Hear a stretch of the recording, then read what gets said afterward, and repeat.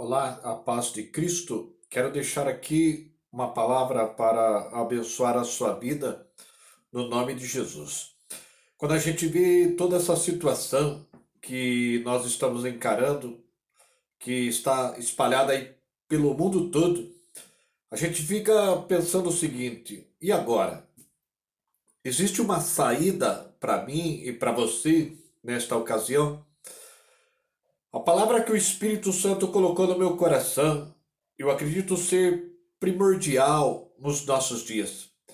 Nós precisamos voltar o nosso coração para a palavra de Deus. A Bíblia diz em Romanos capítulo 15, no versículo 6, porque tudo que dantes foi escrito, para o nosso ensino foi escrito, para que pela paciência e consolação das Escrituras tenhamos esperança. Nós vemos as pessoas procurando um refrigério para sua alma, uma direção para a sua vida. Vemos a fé de muitos desfalecendo porque estão simplesmente voltando o seu coração para noticiários, voltando o seu coração para aquilo que o mundo está mostrando, a destruição, todas essas reportagens de todo esse caos que está acontecendo. É hora de nós pararmos e focarmos em nosso coração a palavra de Deus. A palavra de Deus, as promessas de Deus, ela vai trazer para a minha vida e para a sua vida o refrigério, vai trazer a esperança, vai fortalecer a nossa fé e vai fazer com que a gente continue avançando, continue prevalecendo diante de todos esses obstáculos que têm surgido na nossa vida e em toda a sociedade. Hoje eu quero compartilhar uma palavra com você, conhecida e que também está sendo muito ministrada nesses dias. Está em 2 Crônicas, capítulo 7, versículo 12 ao 14, que diz assim, olha: E o Senhor apareceu de noite a Salomão e disse-lhe: Ouvi a tua oração e escolhi para mim este lugar para a casa de sacrifício. Se eu cerrar os céus e não houver chuva, ou se ordenar aos gafanhotos que consumam a terra, ou se enviar a peste entre o meu povo, e se o meu povo, que se chama pelo meu nome, se humilhar e orar, e se converter dos seus maus caminhos, então eu ouvirei dos céus, perdoarei os seus pecados e sararei a sua terra. Essa palavra eu acredito ser uma palavra profética para o tempo que nós estamos vivendo.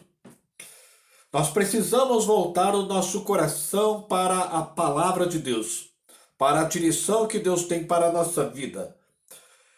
É interessante para mim e para você nos aprofundarmos nesta palavra e entender por que Deus disse essa palavra a Salomão e procurar enxergar a profundeza desse texto para a nossa vida hoje.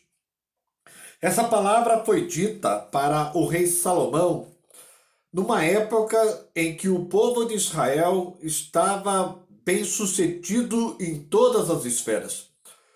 O rei Salomão foi o rei mais sábio da Bíblia, o homem mais sábio da Bíblia.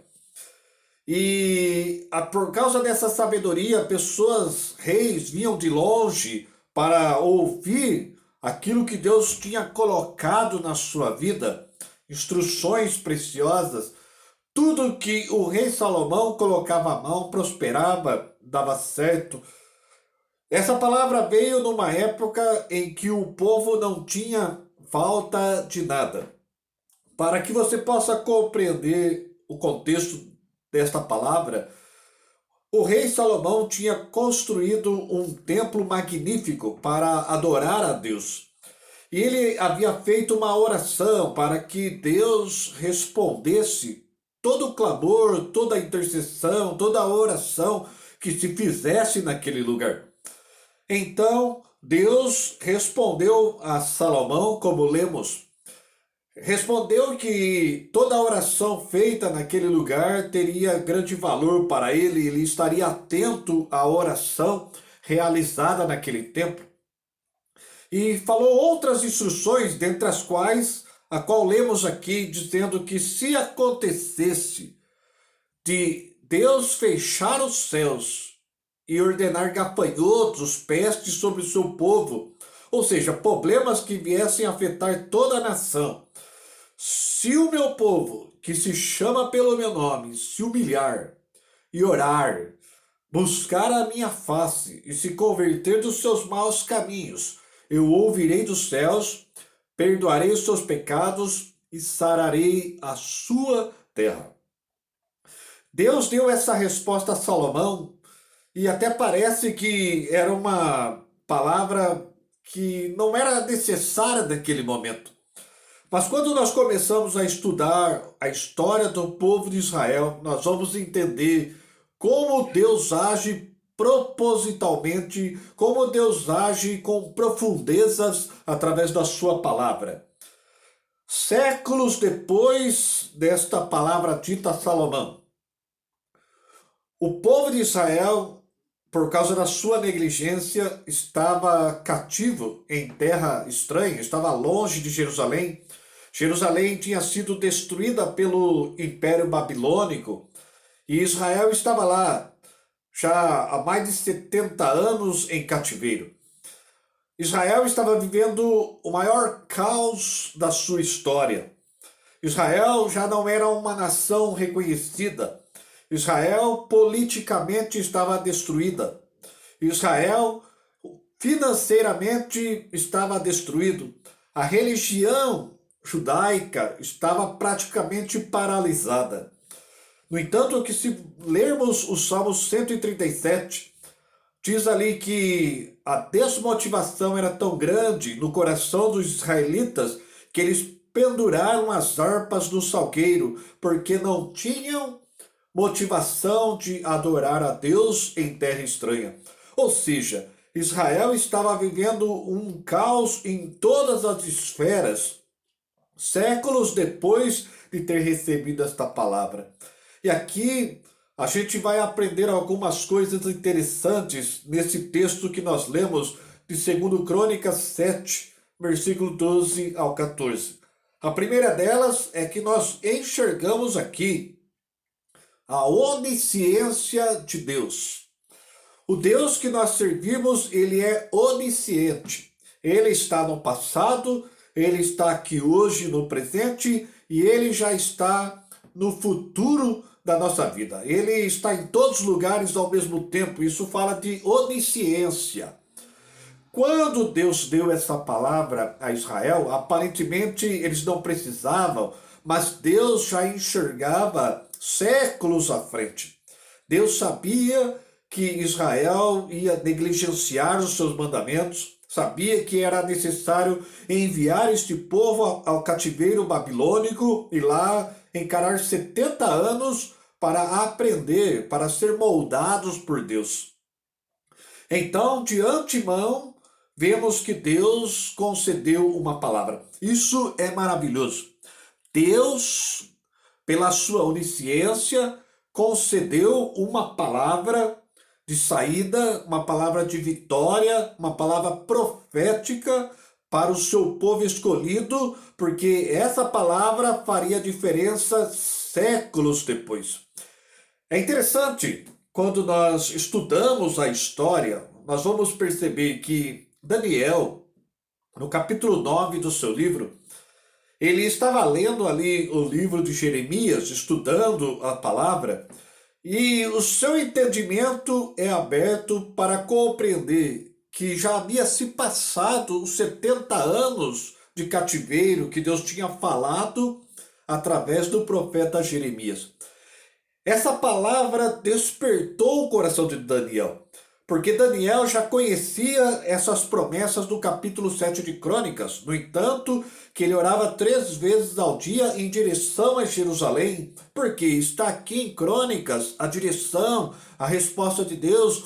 Se o povo estivesse disperso em outra terra e orasse em direção a Jerusalém, a sua oração seria valiosa diante de Deus. Daniel conhecia as promessas. O coração dele não estava no caos. O coração dele não estava nas barreiras de estar longe de Jerusalém, em cativo ali na Babilônia. O coração dele estava focado na palavra, na promessa de Deus para ele e para a nação escolhida.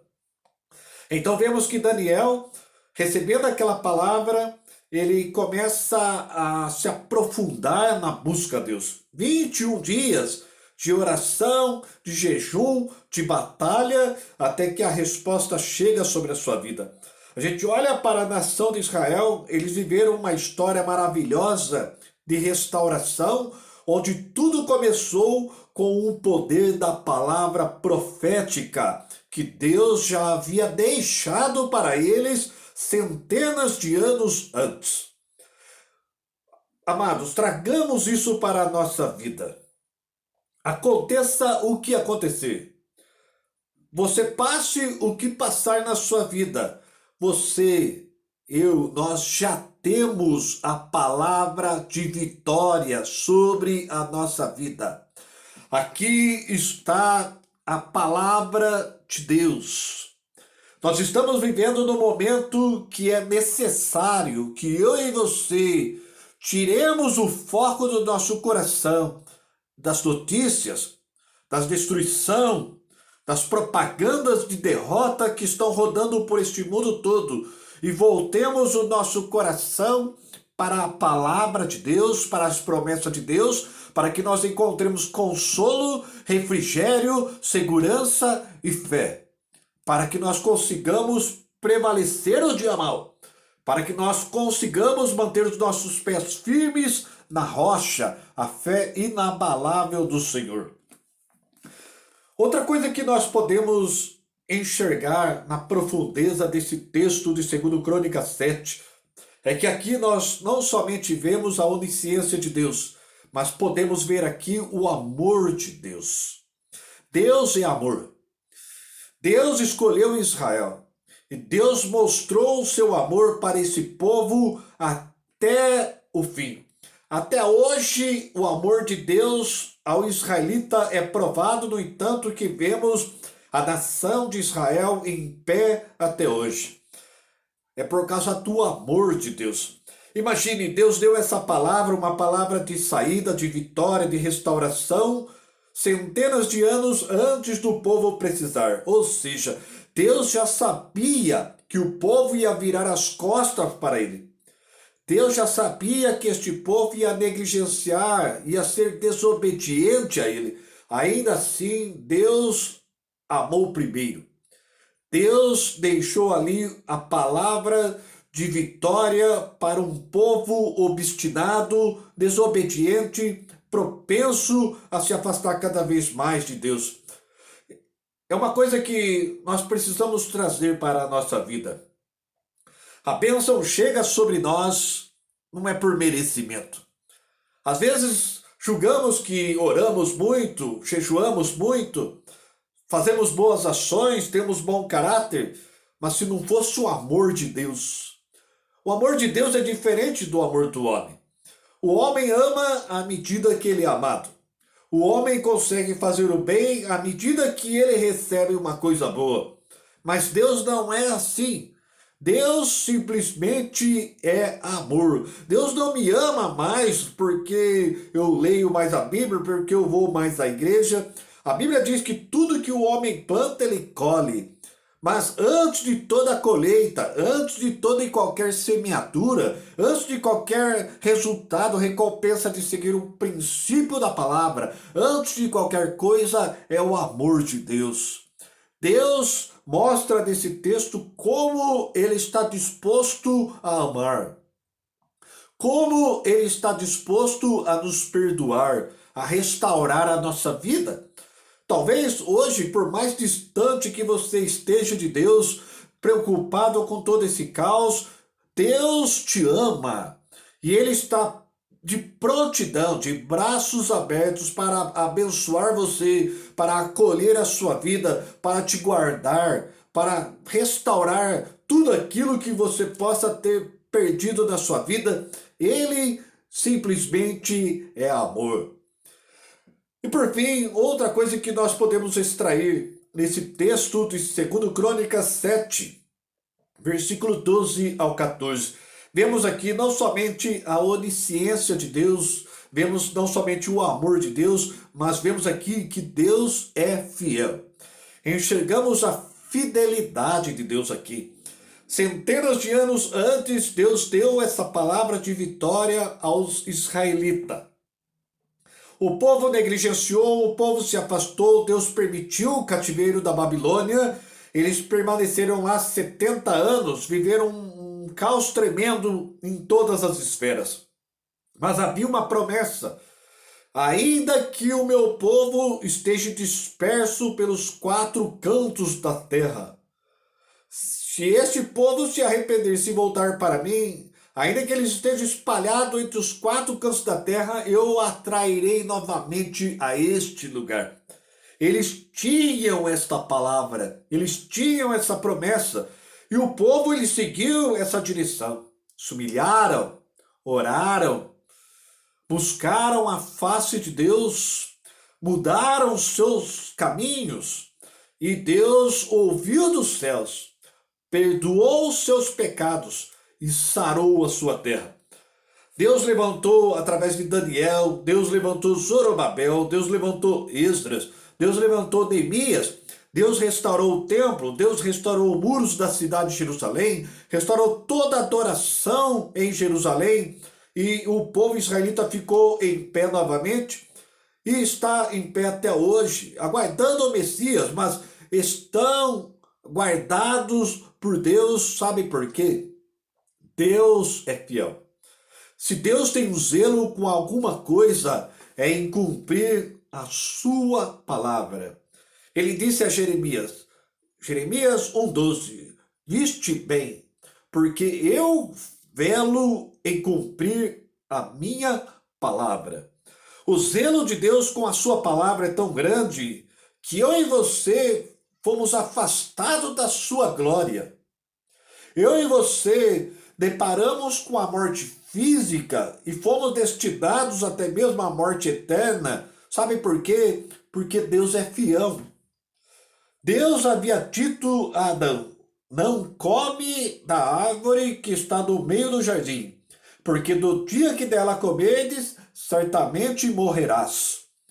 Adão talvez obedeceu muito tempo, não sabemos, mas um dia a gente conhece a história. Um dia ele resolveu desobedecer. E o resultado?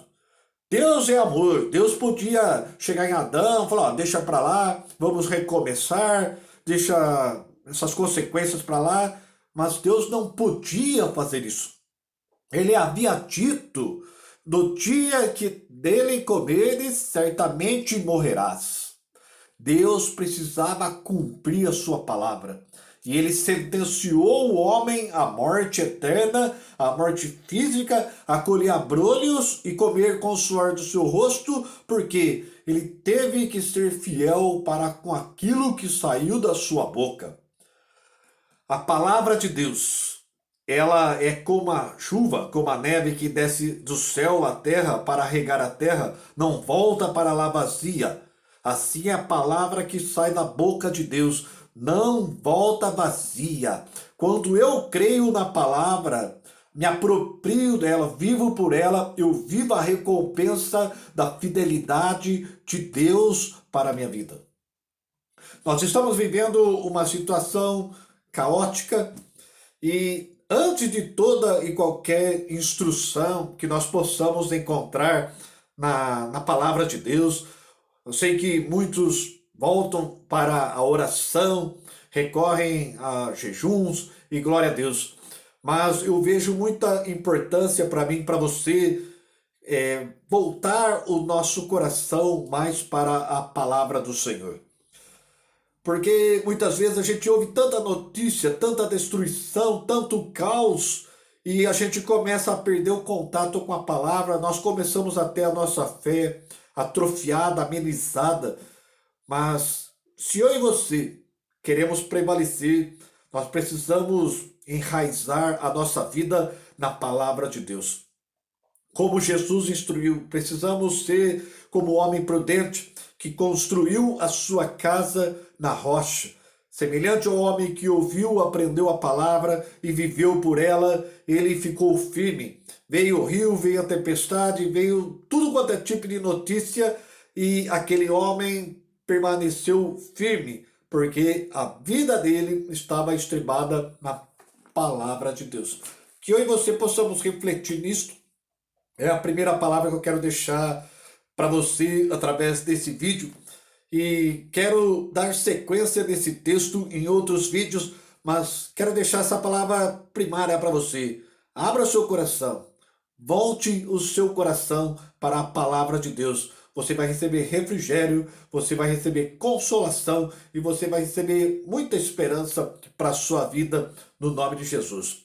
Pai, no nome de Jesus, eu abençoo, Pai, esta vida que ouve esta palavra, esta família representada aqui do outro lado do vídeo. Abençoa, guarda, Pai. Guarda a entrada e a saída, e nenhum mal prevaleça contra esta vida e contra esta casa. No nome de Jesus, eu te louvo e te agradeço pela sua bênção, em nome de Jesus. Amém.